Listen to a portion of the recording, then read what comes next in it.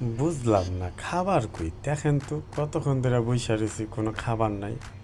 বড় ভাই খাওয়ার জন্য অপেক্ষা করতেছে, এই চাচাও খাওয়ার জন্য অপেক্ষা করতেছে। আহা এই বড় ভাই তো মাথা মোতা মনে হয় হ্যাং হয়ে গেছে গা। বুঝলাম না খাবার কই। হায় হায় রে, কি অবস্থা। এই যে মুরব্বি খাবার কই, মুরব্বি মনে হয় খাবার চাইতাছে সম্ভবত, কিছু কইতাছে নাকি।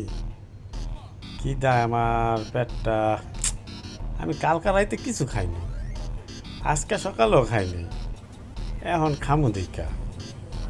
ইসি রে, কোকা কোলার বোতলটা ওই জায়গায় নিয়ে থুয়া দিছি, আমারও যদি একটু দিত আমি একটু খাইতাম, পেটটা তো একটু তো ভরত। আহারে খিদায় পেটটা আমার চই চই চই চই করতেছে। আহারে এই লোককে খাইব কেমনে, এত পুরো পেট ভরা, বুঝলাম না।